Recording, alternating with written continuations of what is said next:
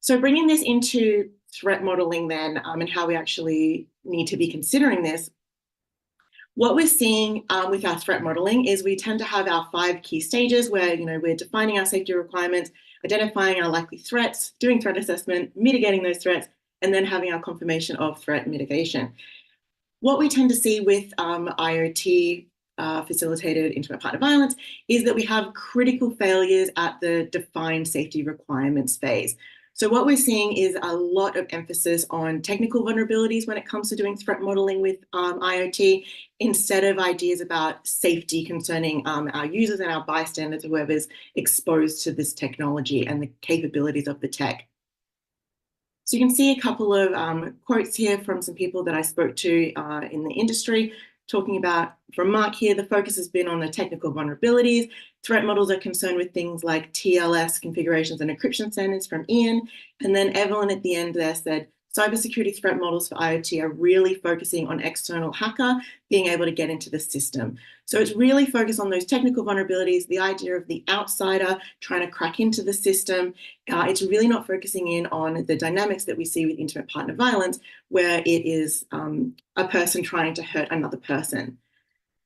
So what we need to do then is really focus in on this first stage and say we need to change how we're defining safety requirements so that we're looking at protecting people from harm, such as intimate partner violence, as opposed to only looking at the devices, the network, the technology itself.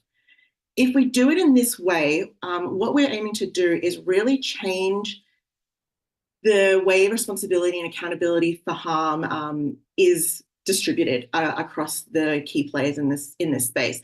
So at the moment, when we say, we've made the device and the network we've got privacy, we've got security, it's all good. Now it's just out to the user, and it's on to the user to keep themselves safe and to do what they need to do. Having this false dichotomy, as I've named it, between where responsibility lies, places then the responsibility for safety upon the victim survivors. It becomes this concept of, this is just a user problem, however you're using the device is not our issue anymore. When we change that, how we define safety requirements step at the threat modeling phase, we really say, no, it is on us to ensure that there is safety, right? This then becomes this reframed dichotomy of it being about victim survivors and technology corporations in opposition to abuse, trying to relieve some of that harm, making sure that safety is there. This then places our perpetrators on the outside and doesn't leave victim survivors to be solely responsible for their safety requirements. It draws it all together more collectively. So then what we need to do then is both focus on defining safety requirements that protect people, and also then start recognizing the intimate partner violence threat actor, because they're a very different type of threat and type of actor than anything to do with our external actor coming in, anything to do with trying to create vulnerable technical vulnerabilities in our systems and this sort of thing. In order to recognize an intimate partner threat actor, I believe one of the key things that we need to do is actually start getting rid of this happy homes assumption. So particularly when we see smart home technology, we have this idea that it's going in to create this lovely, beautiful working home dynamic. And the dynamics in that home are safe and everyone's happy. And you can see this ad here from Samsung actually about their smart fridge. And it's really glorifying this idea that it's going into this happy home where there's going to be no harm from anyone. And I believe this creates then issues with how we consider people operating in that space and the individuals in that space and how they're going to interact with each other. So by recognizing that violence is occurring in these spaces where we're putting a lot of our connected devices, we're going to start changing how we think about sharing of data between different users, between different devices in that network, and recognizing that we can't just place something in a home and say, whoever has administrative access to this, they're going to be in charge and they're going to make sure that everyone on that network is kept safe. Those sorts of responsibilities can't be left to the users, particularly when we know that perpetrators of inter-partner violence tend to be the ones who are setting up and have those administrative account accesses for the devices. Another thing to consider that changes this from our traditional threat modeling idea, as I said, of that external threat actor trying to break into the secured network, is the idea that our intimate partner threat actor operates in a very, very different way. So when we think about threat modeling, we often consider those attacks in terms of penetration testing, exploits that impede the security and standard operation of the IoT, which is essentially us saying what could go wrong with the technology. But as I said, with intimate partner violence, it's essential that we consider the perpetrator as predominantly being UI-bound adversaries, because they really don't have the technical skills. We don't see them having those technical skills that we would expect to see when we think about an attack against our IoT network and services. So you can see the quote there from Ian. It's really clear that perpetrators are using these rudimentary, crude forms of tech abuse. They're not conducting those sort of exploits using Metasploit. They're not hacking into home routers. They're not doing any of this sophisticated sort of stuff. They're just using the UI-bound interfaces as they're designed to be, to leverage all of that connectivity and all those lovely features that we have for convenience, which are in a safe and happy home environment. Great. And that's what we're aiming for in those environments. When it's not that environment, they're really easily exploited and really easily used for harm. So we need to be starting to consider that they're operating in a different way and they are creating these different elements. So how we start doing that, Evelyn provided a really good indication of this. So during that threat modeling, it's really thinking about what are the mundane, simple things that can be done to the devices. It's not necessarily looking at the really sophisticated attacks. Perpetrators are using IoT in a really creepy, simple way, but that's really not being acknowledged. So this is the important aspect, that it really is that simplicity that's creating a lot of issues. So that's when it starts getting into problems with our design, and we need to start thinking about how we're designing it, and that threat modeling process is going to come through by us recognizing this is a risk, this is a threat, we need to change how we're doing this and creating this technology. So some key things to consider with our intimate partner threat actor being a very different style of attacker is that they often have physical access to the devices. They've got knowledge of victim survivors' passwords. They've got, as I said before, administrative account privileges. And this is all, whether that's occurring voluntarily, victim survivors sharing these things, incidentally, they're in the same home, they've set them up and then potentially they've separated and they still have access, or it can be coerced as well. This can be part of the abuse cycle, that they're demanding access to these sorts of services and devices. So when we consider that, the intimate partner violence threat actor is really operating in a different way. We can't just then rely on this idea of authentication models of cybersecurity to ensure that we've got our privacy and security and our safety all round up. Relying on those just passwords and authorized user access models, it really isn't sufficient when we know that our intimate partner perpetrators are bypassing that. They already have access to all of these things. And it's not sufficient to say, well, the victim survivor simply needs to make sure that they keep those passwords to themselves. That's not going to work in this dynamic relationship where abuse is coming through. And as I said, all of these sorts of information and access can be coerced and can be part of the abuse cycle. So we need to be going above and beyond this. We really need to start thinking about what can go wrong as the technology is used as intended, and then how can we counteract some of those issues in terms of how we're implementing our data collection processes, our storage retrieval factors, and our remote access and connectivity issues. How is all of that network and the dynamics of our IoT potentially going to be misused to abuse someone in an intimate partner relationship, and what can we do to overcome that? And it's not an easy thing to do. It is very complex and very difficult, and I'm very aware of that, but it is a conversation that we need to start having, and it is something that we need to start considering in our cybersecurity realm and in our threat modeling processes. So moving on to some of those challenges, acknowledging that this is not an easy task to do.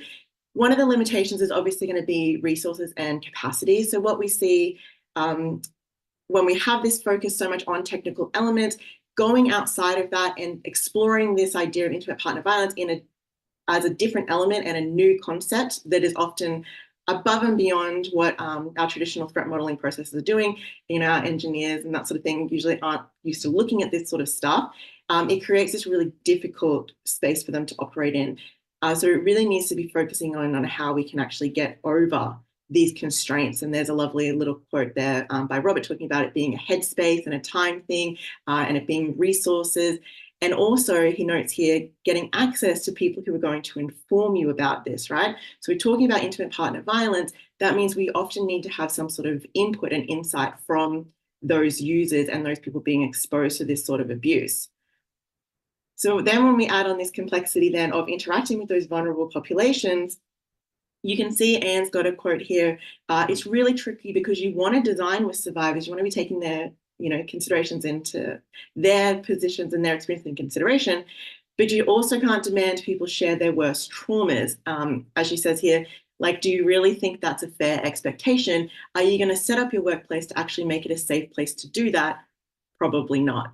So this is where we really start recognizing that when we want to start addressing these issues and we need to start bringing in our victim survivor experiences and perspectives into this conversation, dealing with those populations can be very tricky. It has to be done with a lot of trauma-informed practices and sensitivity.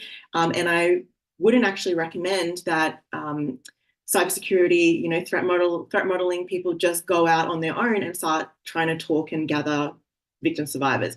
I would recommend that this is going through some intermediary figures, reaching out to some potentially victim survivor support services. There is WESNet in Australia, for example, and some other, there's the Centre for Inclusive Design.